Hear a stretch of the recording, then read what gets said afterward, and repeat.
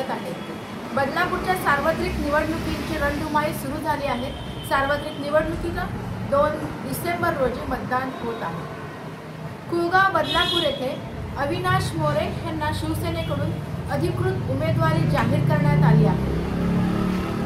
अविनाश मोरे यांच्याकडूनच आपण जाणून घेऊया की त्यांच्या प्रभागाची आता स्थिती काय आहे, कशा पद्धतीने त्यांचा विकास झालेला आहे आणि कुठली कामं प्रलंबित आहेत। नमस्कार अविनाश मोरे साहेब, आपण एकूण काय सांगाल, आपली राजकीय कारकीर्द कशा पद्धतीने? पण पहिली गोष्ट सांगेल की मी राजकारणानंतर आलो। पहिले मी समाजकारणामध्ये होतो आणि कॉलेजच्या विद्यार्थीमध्ये 90 पासून मी ज्वलंत कार्यकर्ता म्हणून कॉलेज लाईफमध्ये इलेक्शनमध्ये पुढे आलो। विद्यार्थी परिषद माझी एक संघटना होती, आज फार मोठ्या लेवलला देशात चालते आणि त्या संघटनेमध्ये पहिलं आंदोलन आमचं आलं काश्मीर आंदोलन। जेव्हा काश्मीर आंदोलन पेटलं होतं अतिरेकी टेस्ट, त्यावेळेला काश्मीर आंदोलन 3.5 लाखाची पंडित हाकलले, त्याच्या विरोधात आम्ही काश्मीरला जायचा प्रयत्न 90ला केला होता। दुसरं आंदोलन आमचं 92ला कारसेवेचं होतं, त्या अयोध्या आंदोलनामध्ये आम्ही त्यात सामील झालो होतो, ते जेलही बघितलं। त्यानंतर आम्ही तिसरं आंदोलन केलं तर त्यावेळेला फी वाढीचं खूप मोठं प्रकरण पेटलं होतं। माझ्या अंदाजे त्यावेळेला मुख्यमंत्री शरद पवार असतील आणि आदरणीय शिक्षण मंत्री प्रभाकर धारकर असतील, आणि धारकर साहेब असताना त्यांच्या अंगावरती शाही फेकायची हिंमत पण आम्हीच केली होती। तर कॉलेजमध्ये अन्याय होत असायचा, रॅगिंग व्हायची, त्यानंतर त्यावर फी वाढीची भरपूर प्रकरण पेटलं होतं। तर शिक्षण मंत्र्यांवर शाही फेकायची ताकद आम्ही ठेवली होती। मुंबईला दीक्षांत सभागृह फार मोठं दीक्षांत सभागृह आहे, त्या सभागृहामध्ये त्यावरचे कुलगुरू शशिकांत कर्णिक होते, तर त्यांच्यावरती पत्र फेकायची हिंमत पण आम्हीच केली होती। म्हणजे आम्ही काय अशा छोट्या मोठ्या गोष्टी चांगल्या आंदोलनातून मोठे कार्यकर्ते आहोत। बाबासाहेब आंबेडकरांचं नाव, आंबेडकरांचं नाव मराठवाडा विद्यापीठात द्यावं आपण सह्यांची भूमी राबवली होती। आम्ही कॉलेजवरती 4 ते 5 वर्ष कंटिन्यू निवडून येणारा एक स्टुडंट म्हणून मी स्टेज मार्केटवरचा एक नेता होतो। एक तुमची राजकीय कारकीर्द हे डॅशिंग व्यक्तिमत्व म्हणून एक म्हणायला काही हरकत। ज्यावेळेला विद्यार्थी संप झाली, 7 वर्ष कॉलेज म्हणून काम केल्यानंतर मी जवळजवळ मुंबई सिटीमधले Bhavans, Kirti, RJ, Jhunjhunwala, Mithibai, Patkar, MD, Thana college, Kelkar Vaze, Somaiya, HDI, Birla, Pendharkar, Tilak, RKD, CHM, national, Adarsh college, Bharat college, Panna Vidyalaya आणि नेरळचं आपलं नेरळ विद्यालय असेल, कर्जतचं कॉलेज असेल आणि खालापूर असेल, असे 21 कॉलेजचं रिडिंग मी करत होतो कॉल युनियनमध्ये, आणि संघटनेचा विश्वास मला ठेवला होता। आणि हे सगळं करण्यानंतर विद्यार्थीतून आम्ही आलो, हळूहळू करत एक विद्यार्थी संपली 2000 पर्यंत। मला लक्षात आलं की आता कॉलेज युनियनची विद्यार्थी संपल्यानंतर एक सामाजिक संघटनेत राजकीय गेलो पाहिजे। पण 2001ला मी राजकारणात आलो, 2004ला पहिली इलेक्शन लढली, 4च्या इलेक्शनमध्ये थोड्या मात्र पराभव झाला, 16 ते 32 मध्ये पराभव झाला। पण त्याच वेळेला छत्री माती लावून मी उभा राहिलो आणि 2010ला स्टँडिंग नगरसेवक जे पण असतील ते सगळे आदरणीय माझे गुरु आहेत, ते स्टँडिंग नगरसेवक सगळे, पण त्यांना सगळ्यांना मात देऊन मी निवडून आलो सगळ्या मतांनी। बरं, आता तुमचा प्रभाग हा शिरगावमध्ये, तर तुम्हाला काय वाटतं तुमच्या प्रभागामध्ये हवा तसा विकास झालेला आहे? आणि विषय सांगेल, ज्यावेळेला मी पहिल्यांदा नगरसेवक होतो त्यावेळेला पहिलं काम माझ्याकडे आलं की माझ्या कॉलेजचे मित्रमैत्री मला भेटायला आले। त्या शिरगावच्या नाक्यामध्ये 100 चौक नाव दिलं आम्ही, तर टर्न मारला, लक्षात आलं की अरे अविनाश, हे प्रभाग तुझं कसला म्हणजे विकास, 12-15 रस्ता होता। मग पहिल्यांदा जो ठराव मंजूर केला त्या ठिकाणी एक डेअरी आहे हप्त्यांची, डेअरीसमोर एक चाफ्याचं झाड होतं, छोटीशी नाली व्हायची आणि 12 फुट रस्ता होता। मी डंपर गेल्यानंतर एक माणूस जाऊ शकत नव्हता, एक साईडला तारेचं कंपाऊंड होतं। मी पहिलं निवडून आलेल्या पहिलं प्लॅनिंग केलं असेल बदलापूरमध्ये, तर 12-15 फुटाचा रस्ता जो आपकडे नाक्यापासून 100 चौकापासून ते मारुती मंदिरापर्यंत हा 40 फूट म्हणजे 12 मीटर करून घेतला। खूप लोकांना अंगावर घेतलं। कुठलेही आपण जेव्हा मोठं काम अंगावर घेतो तर लोकांचा अपोज पण प्रचंड होतो। माझ्या घरपर्यंत भांडणं करायला लोक आली, तर त्यांची दुकानं तुटणार होती, त्यांची घरं तुटणार होती। पण विकास करायचा असेल तर तुम्हाला कोणाच्या अंगावर घ्यायला लागतं, आणि त्या अंगावर त्यावेळेला आम्ही घेतलं होतं। मला लक्षात आलं की लोक तोडायला तयार नाहीत। त्यावेळेला आदरणीय आयुक्त भालचंद भोसले होते, याच्यामध्ये बोलणं झालं। माझं ऑफिस आत्ता इथून बघितलं तर इथून 15 फूट पुढे होतं, ते गॅसचं चेंबर तिथून माझं ऑफिस होतं, ते 15 फूट तिथे अंतर होतं, लोक इथून बघायची। मी रात्री ठरवलं की आपलं होतं ऑफिस तोडं, माझं ऑफिस 9 फूट आत घेतल्यानंतर लोकांना समजलं की स्टँडिंग नगरसेवक, आरोग्य सभापती स्वतः ऑफिस तोडतो आणि मागे येतो, याचा अर्थ आपले दुकान तुटतील। आणि हा पहिला रस्ता जो पंजाबमध्ये मोठा गेला TP रस्ता, तो स्वतः मी आणि माझे मित्र मोहनशेठ काऊ आम्ही दोघांनी म्हणून केला, त्यावेळेचे नगरसेवक। इथले रस्ते मोठे करण्यासाठी किंवा इथला विकास करण्यासाठी तुम्ही सुरुवात तुमच्यापासून केली। तुम्ही पहिले 4 पाऊल मागे आलात आणि नगरपालिकेला आपली जागा हे करून रस्ता मोठा करू. बरं, आता तुम्ही मला सांगा की इथले मतदार तुम्हालाच निवडून देतील असं तुम्हाला का वाटतं? मॅडम, एक पहिले सांगतो मी, इलेक्शन आलं की बरेच लोक बाहेर येतात. मी 2001 पासून, आणि हे माझं ऑफिस 2004ला, 4 ते 2025 21 वर्ष माझ्या आई वडिलांनी माझ्या पुण्य 21 वर्ष ऑफिस मध्ये चालू आहे. मला दाखवा कुठल्या राजकारण, इथून कुठला धंदा होत नाही, या ठिकाणी बिल्डर लाईन चालत नाही, या ठिकाणी कुठल्या प्रकारचं देवाणघेवाण चालत नाही, कुठला बिझनेस चालत नाही, त्या कुठला धंदा चालत नाही. तू फक्त ऑनलाईन इथं लोक बसले तर कोणाची मुलाखत घेत नाही. सोशल चालतं माझं. 21 वर्ष माझं ऑफिस चालू आहे अखंडपणे.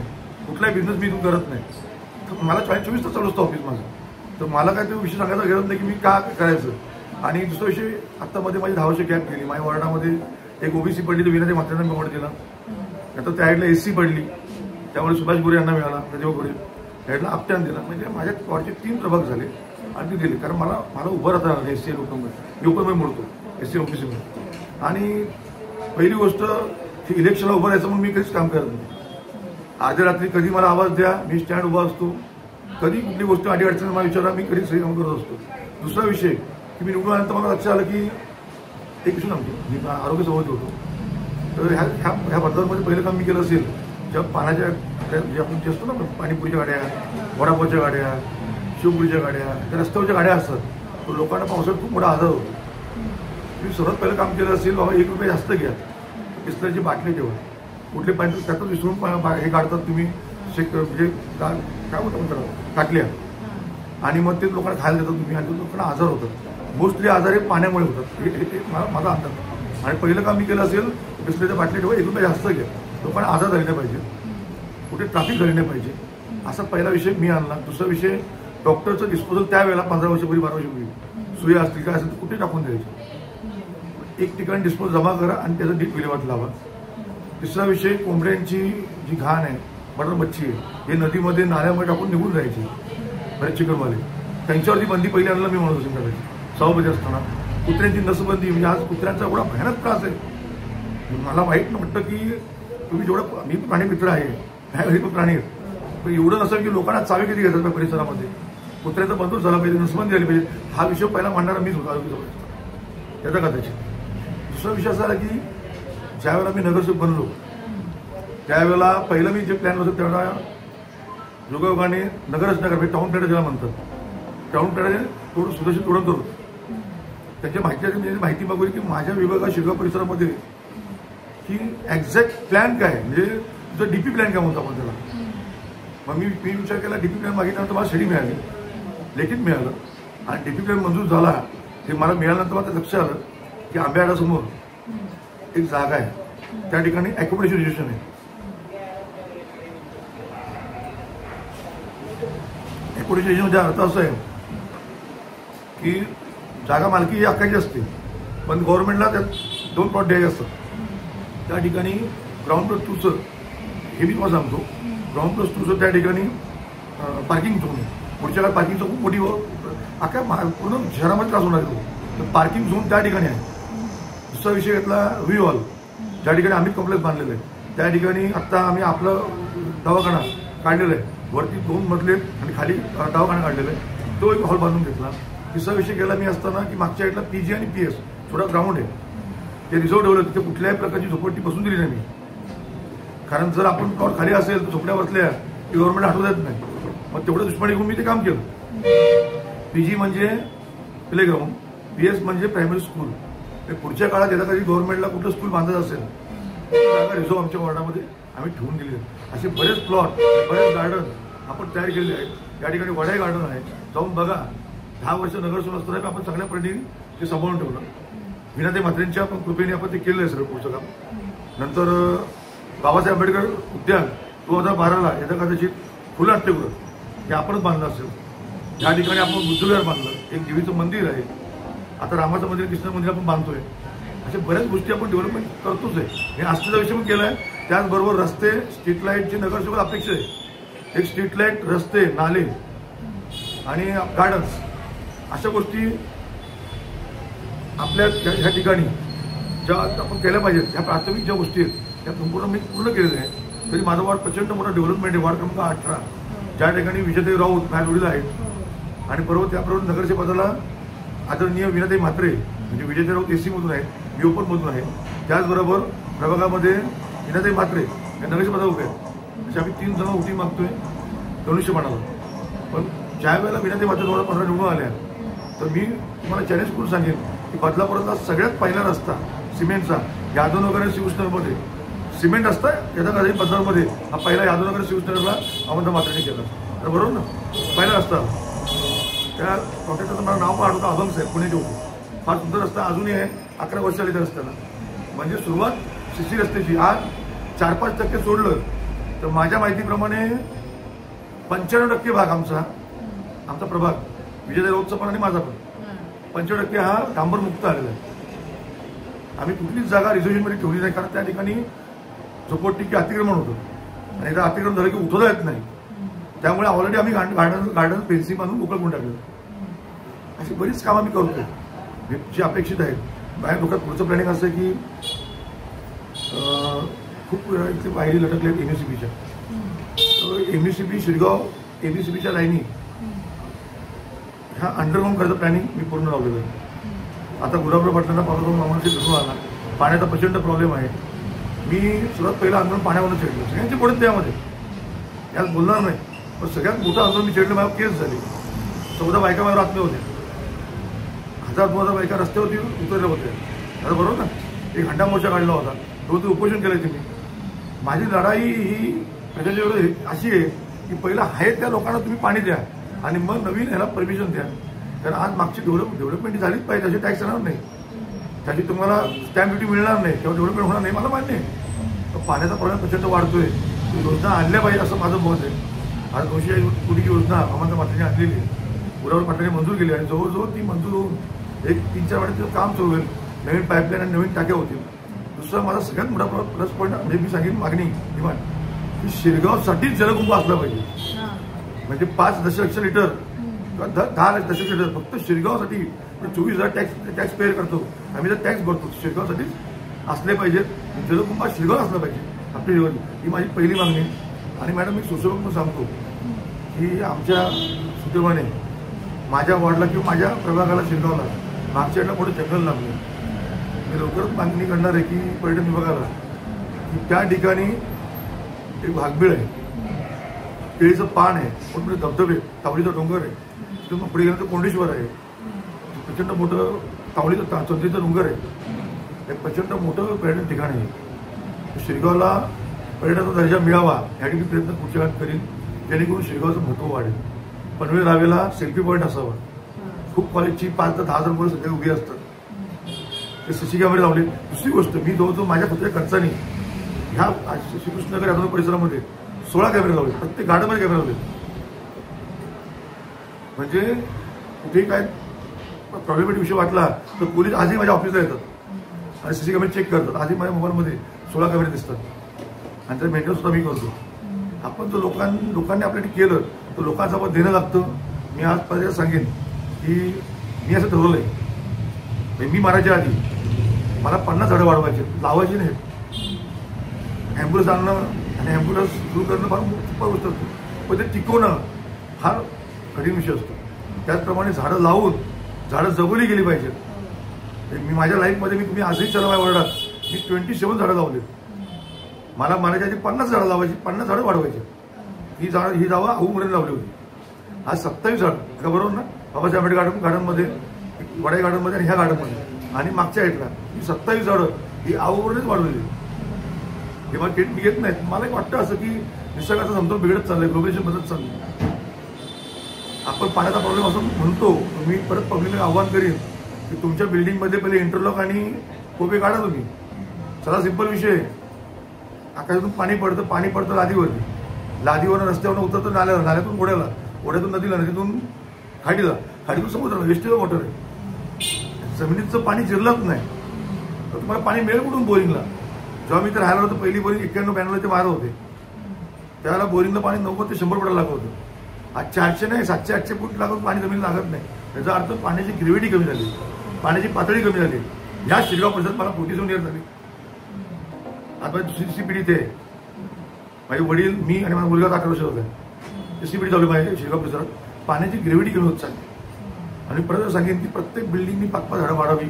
दरवर्षी मी बरोबर ना 200 ते 250 झाडं दर प्रत्येक वेळेला प्रत्येक लोकांना दान करतो स्वखर्चाने. आणि 6 वर्ष इथे नगरसेवक कोणीच नाही. 6 वर्ष झाली मी गॅप केली कोरोनाच्या पिरियडमध्ये. मी तर पहिले 5 वर्षे मध्ये गॅप केली ओबीसी पडल्यामुळे. पास होती ते मातेच्या काळात पण भरपूर प्रचंड मोठं काम झालेलं आहे आणि माझ्या काळात झालेलं आहे. आणि मामांचा मागच्याची उत्तर विसरणार नाही. आमच्या परिसरामध्ये मामांनी रस्ते जोडा. मला वाटत नाही स्ट्रीट लाईट समोर. हां, पहिली मोठमोठे आपण हॅमास लावतो तर मोठमोठ्या हॅमासला मोठं पॉवर लागते. कसं असतं मॅडम की आपण बोलतो पण ते पॉवरमुळे काय होतं 3-4 महिन्यामध्ये पॉवर कन्झ्युम्शन असल्यामुळे ते हॅमास बंद पडतं आणि मोठी गाडी आणून पण खाली उत्तर करायला लागतं. तर पहिली बाजारमध्ये कधी योजना मी आणली असेल की मिनी हॅमास. माझ्या ऑफिसवर बघा मिनी हॅमास लावले. म्हणजे पॉवर पण कमी लागते आणि विनाकारण ते वेस्टेज जात नाही. 4 एका छोट्या पोलावरती 4 आपण पॅकेट बांधून 4 हे लावायचे. मी प्रत्येक चौकात आमच्या ठिकाणी मिनी हॅमर्स लावले. कुठलंही मारुती मंदिर घ्या, साई मंदिर घ्या, स्वामी समर्थांचा मठ आहे आमच्याकडे स्वामींचा. प्रत्येक देवळाची इथे गायत्री मंदिर आहे. प्रत्येक कॉम्प्लेक्स आणि चौकात मी मिनी हॅमर्स लावले. योजना पण मी झाली जेणेकरून ते बंद पडणार नाही. हां, 2-2.5 वर्ष ते बंद पडतात तर मेंटेनन्स करायला पाहिजे. आज नगरसेवकांनी ते मान्य मला.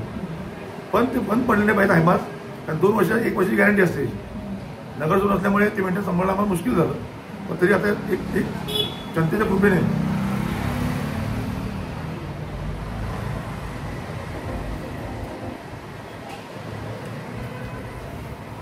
म्हणजे प्रभाग क्रमांक 18 मध्ये जनतेच्या कृपेने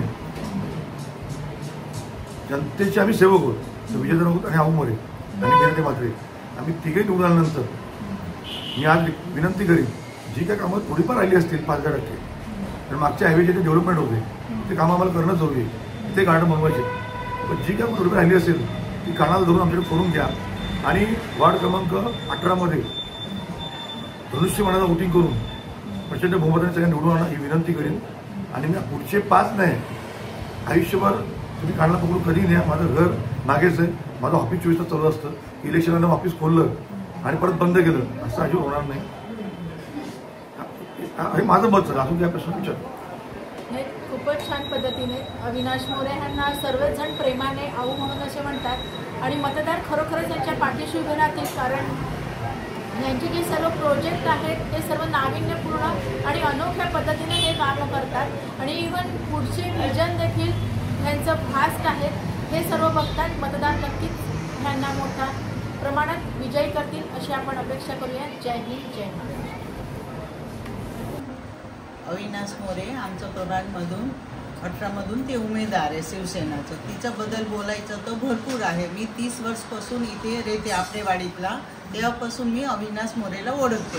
ते अविनाश मोरेचं भरपूर काम इथे केलेलं आहे.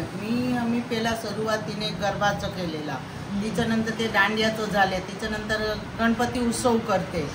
बरेच असं काय रात्री अपरात्री आम्हाला काही गरज लागली, कुठलं लाईटचा प्रॉब्लेम आहे, पाणीचं आहे, कुठलं काय लगेच एक फोन केले तर ते अविनाश मोरे येते इथे. आमच्यासाठी भरपूर चांगलं व्यक्तिमत्व आहे.